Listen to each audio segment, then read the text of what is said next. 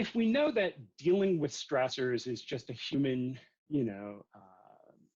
requirement, and we know that trying to manage the response and trying to keep it from becoming this more diffuse, outsized anxiety, if we know that that's kind of the common thread, then there's also the question of how do we gauge if this is no longer like a typical or reasonably kind of healthy struggle.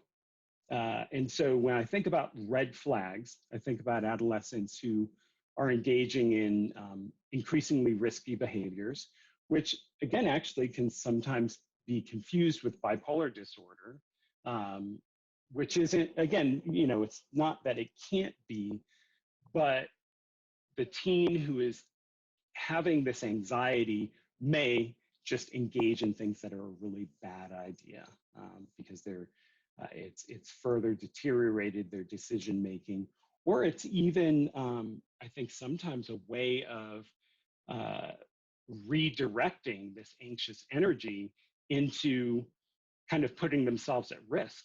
A lot of times we think about an abnormal emotional response to something, feeling really overwhelmed, not being able to contain emotions. We think about self-harm, cutting or burning, or, suicidal thoughts. What I've noticed is that we also have to be aware of the more subtle, self-punishing sort of responses, not eating or overeating. I remember a parent was telling me that her son would overeat. And I thought, well, lots of boys do that. But he would overeat to the point of being really uncomfortable. And that, I had to kind of stop and say, okay, that's not a voracious hunger of a teen boy. That is, I'm going to find a way to punish myself, or I'm going to find a way to redirect all this anxious energy into something toward myself. I'm going to do something I know is harmful.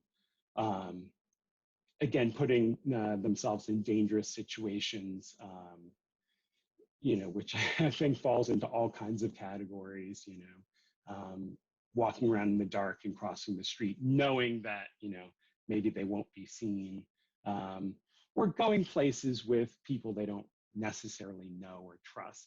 I think that's another way of kind of working out sometimes that anxious energy, displacing it onto something else. And then, irritability is one thing, aggression certainly is another. And I think that that's another kind of red flag that truly like destructive behavior, punching through walls and, breaking things that are consequential. I think that's another sign that it may not just be simply anxiety, or that it at least is an anxiety that requires a more kind of robust response. I guess the question then is how to respond to adolescents with anxiety. So one of the things that I think really strikes me is the need for empathy. It makes sense because for an adolescent who is already unsure about themselves, to a reasonable extent, because how can you be sure about something you've not experienced for a long period of time? I mean, if you've never been 15 before, that's a change, How do I know how to be 15? So there's always some level of uncertainty. And there's also kind of in a wonderful way, very much in a wonderful way, there's a blossoming. There are new skills, new knowledge, new abilities that they've never had.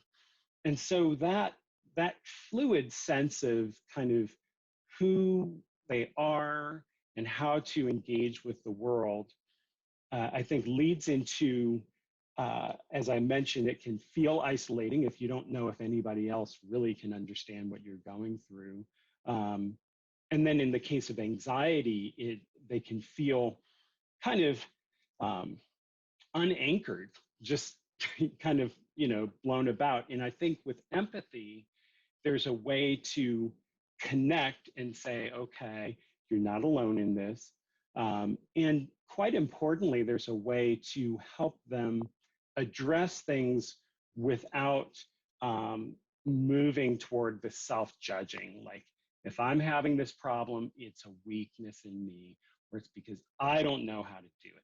Everybody else looks like they're doing just fine, but I'm feeling like this. Um, and so, as an adult, having that empathy and hearing, okay, tell me about what your experience is. You know, tell me how that feels. Um, Maybe we've lost track of why some things are as big a deal that, to an adolescent as they are. The I don't know if my friend wants to be my friend anymore. Maybe we don't relate to that exactly, but that feeling of, what did they feel? Well, I felt really lonely. I felt really sad. I felt really afraid.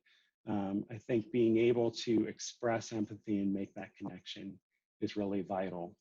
Um, and we know that the connection, the attachment. I mean, you guys are all professionals, so that attachment between a stable adult, hopefully one who's modeling some healthy behaviors, is a really vital source of building healthy behaviors for the adolescent.